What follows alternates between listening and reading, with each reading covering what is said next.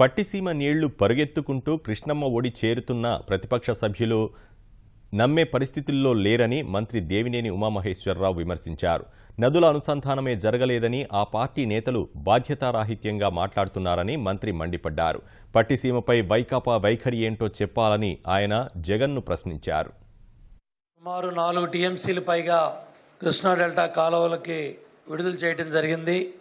దాంట్లో సుమారు 3.26 టీఎంసీలు పట్టిసీమ ఎత్తిపోతల పథకం ద్వారా ప్రకాశం బ్యారేజీకి వచ్చి అక్కడి నుంచి కాలువలకి ముందుకెళ్తా ఉంది.